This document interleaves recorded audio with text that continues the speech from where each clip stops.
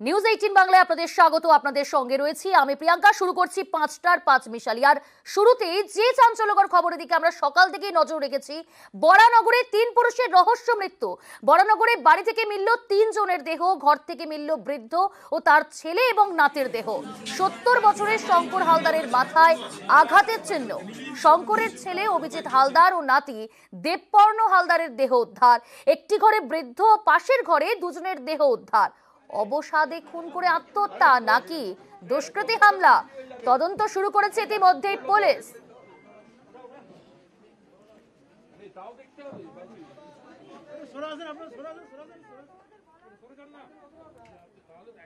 বরানগরে 3 পুরুষের রহস্য মৃত্যু। বরানগরে বাড়ি থেকে মিলল 3 জনের দেহ।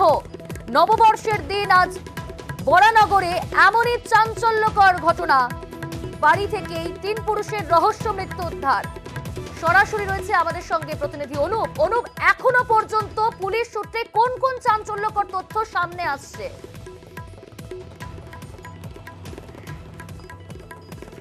বড়নগর যে নিরঞ্জননগর একেবারে সেখানে যে মৃত্যুর ঘটনা ঘটেছে, পরপর 3 জনের যে মৃতদেহ উদ্ধারের ঘটনা ঘটেছে, সেই বাড়িতে এই যে বাড়ি, গোটা বাড়িতে কিন্তু একেবারে প্রথমে সকালবেলা দেখা যায় যে এখান থেকে কিন্তু যখন দুর্গন্ধ বেরোচ্ছিল, তারপরে স্থানীয় মানুষজন তারাই প্রথমে থানায় খবর দেয়। পরবর্তী ক্ষেত্রে পুলিশ এখানে আসে, মৃতদেহ উদ্ধার করে এবং এই মৃতদেহ উদ্ধার ঘিরেই কিন্তু রহস্য তৈরি হয়েছে।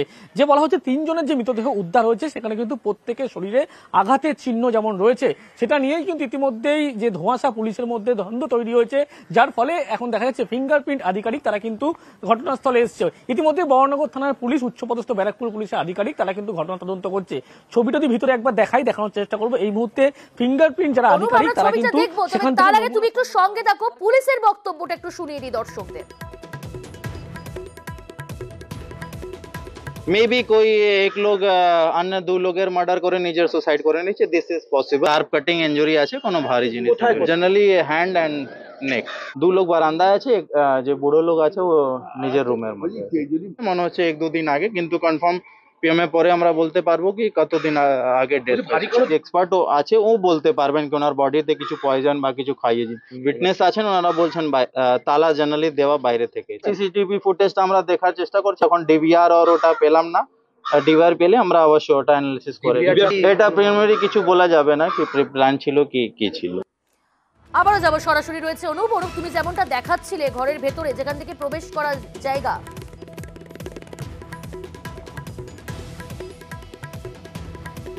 এবার ঘরের ভিতরে যে চিত্র দিয়ে একবার দেখাই। ইতিমধ্যে ফিঙ্গারপ্রিন্ট যারা আধিকারিক তারা কিন্তু ঘরের ভিতর থেকে নমুনা সংগ্রহ করছে, কারণ এই যে ঘর, সেই একতলায় কিন্তু দরজা বন্ধ অবস্থা ছিল। পুলিশ যখন এখানে আসে, দরজা ভেঙে এই 3টি মৃতদেহ যেমন উদ্ধার করার ঘটনা ঘটেছে, 3টি মৃতদেহতে কিন্তু আঘাতের চিহ্ন আছে। অর্থাৎ যে পুলিশের মধ্যে থেকে যে দ্বন্দ্ব তৈরি হচ্ছে, এটা হচ্ছে যে মেরে আত্মঘাতী করা হয়েছে দুজনকে, নাকি অন্য কোনো বিষয়, তৃতীয় আরো চতুর্থ কোনো ব্যক্তির নাম উঠে আসছে। ইতিমধ্যে এই ব্যাপার পুলিশ স্পষ্ট হওয়ার কারণেই কিন্তু পুলিশের পক্ষ থেকে কোনোভাবে যাতে খামতি না থাকে, সেই কোনো তদন্তকারী আধিকারিক, বরানগর থানার যেমন পুলিশ আধিকারিকরা ছিলেন, ব্যারাকপুরের উচ্চপদস্থ আধিকারিকরা তারা ছিলেন, এবং সবশেষে দেখা গেল ফিঙ্গারপ্রিন্ট আধিকারিক নিয়ে এসে কিন্তু ইতিমধ্যেই সেই নমুনা সংগ্রহ তৈরি করার কাজ কিন্তু ইতিমধ্যেই শুরু করেছে। এবং যে নমুনা ইতিমধ্যে নেওয়া হচ্ছে, ছবিটা আরো একবার স্পষ্ট হবে। ঘরের ভিতরে যেভাবে মৃতদেহ পড়েছিল, প্রথমে একটি ঘরে যেমন মৃতদেহ পড়েছিল, পরবর্তী ক্ষেত্রে আরো একটি ঘরে 2টি মৃতদেহ পড়েছিল, এবং যে অবস্থায় মৃতদেহ পড়েছিল প্রত্যেকের যেহেতু শরীরে একাধিক আঘাতের চিহ্ন আছে, মনে করা হচ্ছে খুনের ঘটনা ঘটলেও ঘটতে পারে। সেই কারণে পুলিশের পক্ষ থেকে যে জায়গা দ্বন্দ্ব তৈরি হয়েছে, সেই জায়গা থেকে কিন্তু ফিঙ্গারপ্রিন্ট আধিকারিক তারা কিন্তু নমুনা সংগ্রহ করছে। ফিঙ্গারপ্রিন্ট আধিকারিকের পরে আগামীকাল দেখা যাবে ফরেন্সিক আধিকারিক, তারাও কিন্তু নমুনা সংগ্রহের কাজ করবে। কিন্তু পুলিশের পক্ষ থেকে এখনো পর্যন্ত স্পষ্ট হচ্ছে না কিভাবে মৃত্যুর ঘটনা ঘটেছে। খুন করে আত্মঘাতী হয়েছেন, নাকি বাইরে থেকে কোনো ব্যক্তি এসে এই 3 জনকে খুন করার ঘটনা ঘটেছিল, এই সমস্ত বিষয় কিন্তু পুলিশের পক্ষ থেকে খতিয়ে দেখা হচ্ছে।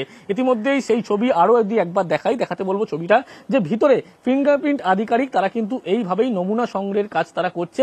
অর্থাৎ এই যে খুনের যে ঘটনা বলা হচ্ছে, 3 জনকে খুন করা হয়েছে কিনা, যেটা নিয়ে পুলিশের মধ্যে দ্বন্দ্ব তৈরি হয়েছে, সেটা স্পষ্ট হওয়ার জন্যই পুলিশের পক্ষ থেকে কিন্তু ইতিমধ্যেই কোনোভাবে অন্য কোনো বাইরে থেকে ব্যক্তি এসেছিল কিনা, বা যে ঘটনা ঘটেছে 2 জনকে খুন করে নিজেকেও আত্মঘাতী হয়েছিলেন কিনা, এই সমস্ত বিষয় কিন্তু একেবারে স্পষ্ট হওয়ার কারণে প্রত্যেকটি কিন্তু ফিঙ্গারপ্রিন্ট, অর্থাৎ যেখানে রক্তের ছাপ থেকে শুরু করে যেখানে এই নমুনাগুলো কিন্তু পুলিশের পক্ষ থেকে সংগ্রহ করা হচ্ছে।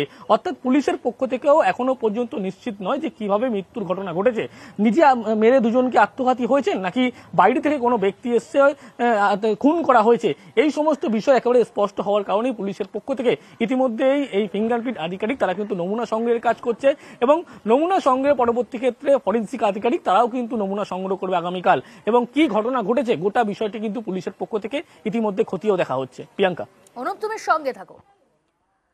বড়নগরে 3 পুরুষের রহস্য মৃত্যু, ইতিমধ্যে ঘটনাস্থল থেকে নমুনা সংগ্রহ করছে আধিকারিকেরা এবং সেই ছবি সরাসরি আপনাদের সামনে আমরা তুলে ধরলাম।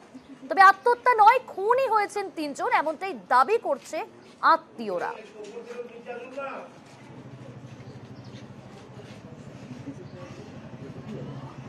আত্মীয়দের দাবি যে খুন করা হয়েছে, আত্মহত্যা নয়, এমনটাই দাবি করছেন তারা।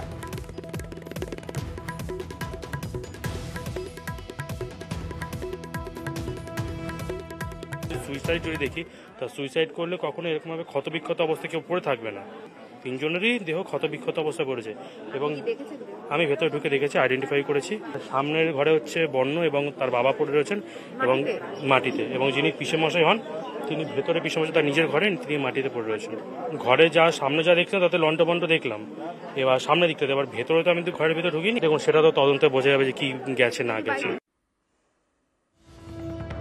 বাড়ির রাঁধুনি দাবি করছেন বৃহস্পতিবার শেষ কাজে গিয়েছিলেন তিনি, তারপর থেকে গেটে তালা মারা, তাই কাজে গিয়েও ফিরে যেতে হয়েছিল তাকে, এমনটাই দাবি করছে ওই বাড়ির রাঁধুনি। শুনবো তার বক্তব্য। বৃহস্পতিবার। আচ্ছা, তারপরে কি বলেছিল বৃহস্পতিবার? না, কিছু বলেনি। তারপর থেকে না না না, যাচ্ছিলেন না কেন? উনি তালা মারা তো কি কেন যাবো, ওই জন্য চলে এসেছিল। হ্যাঁ আচ্ছা, গিয়ে ডাকাডাকি করেন? হ্যাঁ, ডেকেছি তো, বেল বাজিয়েছি, সারা পাইনি, চলে কটার এসেছি। সময় যেতেন? 9টায় যেতাম, 11টায় আসতাম। বৃহস্পতিবার কখন এসেছিলেন কাজ করতে?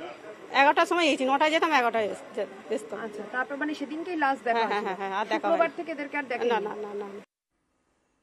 আমি সরাসরি যাব, আমাদের সঙ্গে রয়েছে আমাদের প্রতিনিধি অনুপ। অনুপ, পুলিশের তরফ থেকে ইতিমধ্যে তদন্ত শুরু করা হয়েছে, কিন্তু আত্মীয়রা যে দাবিটা করছে যে খুন করাই হয়েছে এই 3 জনকে, এবং এই দাবিও তারা তুলছেন যে অভিজিতের স্ত্রীর বিবাহ বহির্ভূত সম্পর্ক ছিল।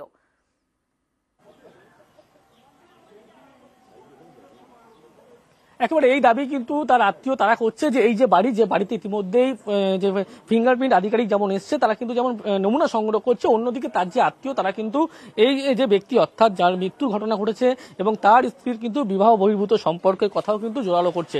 আর এখান থেকেই পুলিশের পক্ষ থেকে কিন্তু সেই দিকটাই খতিয়ে দেখা হচ্ছে, সেই কারণেই ফিঙ্গারপ্রিন্ট আধিকারিক তারা কিন্তু একেবারে এসছেন এবং নমুনা তারা সংগ্রহের কাজ করছেন।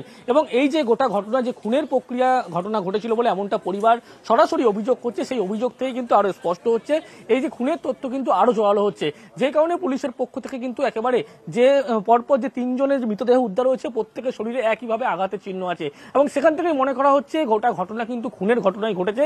সেই কারণে পুলিশের পক্ষ থেকে দ্বন্দ্ব তৈরি হয়েছে এবং তার যে আত্মীয় তারাও কিন্তু একই অভিযোগ করছে, একই দাবি তুলছে, জোরালো হচ্ছে সেই তথ্য। সেই কারণে পুলিশের পক্ষ থেকে দেখা হচ্ছে বাইরে থেকে কোনো ব্যক্তি এসেছিল কিনা, এবং বলা হচ্ছে বিবাহ বহির্ভূত যে সম্পর্কের কথা বলা হচ্ছে, যে মহিলার সঙ্গে তার যখন পরবর্তী ক্ষেত্রে ডিভোর্সের মামলা সংক্রান্ত বিষয় উঠে এসেছিল, এই সমস্ত জায়গা থেকেই পুলিশের পক্ষ থেকে কিন্তু খতিয়ে দেখা হচ্ছে। যেহেতু পরিবার এই তথ্য জোরালো করছে এবং সেই কারণে মনে করা হচ্ছে বাইরে থেকে কোনো ব্যক্তি এসেছিল এবং দরজাতে দেওয়া ছিল বৃহস্পতিবার থেকে বাড়ির যে কাজের লোক তিনি যেমন কাজে আসেন তারপর থেকে কিন্তু কোনোভাবে বৃহস্পতিবার পরে শেষ দরজা দেওয়া থাকলে, তালা দেওয়া থাকলে তিনি কিন্তু আসেননি, এমনটাই কিন্তু দাবি করা হচ্ছে। এবং সেখান থেকেই যখন আজকে পচা গলা গন্ধ দুর্গন্ধ পাওয়া যায়, মৃতদেহ উদ্ধার করা হয় পুলিশের পক্ষ থেকে, যে আঘাতের কথা বলা হচ্ছে, যখন একটা মৃতদেহ একটি ঘরে যেমন পড়েছিল, পাশাপাশি আরো 2টি মৃতদেহ একই ঘরে পড়েছিল এবং মাথায় যেমন একজনের আঘাতের চিহ্ন আছে, তার পাশাপাশি শরীরে আঘাতের চিহ্ন আছে, অন্য 2টো বডিতে কিন্তু একই রকম ভাবে এই আঘাতের চিহ্ন আছে এবং সেখান থেকেই মনে করা হচ্ছে খুন করে তিনি কিন্তু যদি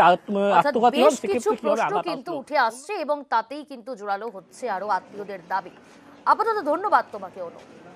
আত্মীয়ের দাবি অভিজিতের স্ত্রীর বিবাহ বহির্ভূত সম্পর্ক থাকায় অন্যত্র থাকতেন তিনি। কি বলছেন? আমরা তো আজকে সকালে খবর পেয়েছি, বলছে যে বন্ধ বেরোচ্ছে এরকম। হ্যাঁ, বাড়ির থেকে শিগগিরই আসে। ভেতরে এমনি উকি মেরে দেখলাম পুরো রক্তে ইসে রয়েছে। অভিজিৎ হালদার রয়েছে মাঝখানে, সামনে একদম দরজার সামনে রয়েছে বর্ণ যে, আর বাবা যে আমার পিসামশাই হয় সে একদম ঘরে রয়েছে। উনি যে ঘরে থাকতেন সেই ঘরেই ছিল। একটা গন্ডগোল হয়েছিল মাঝে, ওর বর্ণর মা একজনকে ভালোবেসে ও চলে গেছে। হ্যাঁ, ওইটাতেই ওরা ফার্স্টেশনে ভুগছিল। আমাকে আমার মামি ফোন করলো, ফোন করে বলল যে আশেপাশের লোক বলছে ঘরের থেকে গন্ধ বেরোচ্ছে। শুনে আমি বললাম আমার তো কদিন ধরে ফোনের সুইচ অফ দেখছি, আমি আজকে যাব। তখন ওরা বললো তুমি এক্ষুনি এসো। শেষ কবে কথা হয়? 9 তারিখে। কার সঙ্গে কথা হয়? ভাইয়ের সাথে, ভাইয়ের ছেলের সাথে। আচ্ছা, এমনি ভালো ছিল, ওরা শোকটা কাটিয়ে উঠেছিল যে বউ চলে গেছে, আসবে, আজ হোক কাল হোক আসবে, এরকম একটা মনের মধ্যে। আচ্ছা। আর ছেলেটা খুলি বলতো আমার মাকে এনে দাও।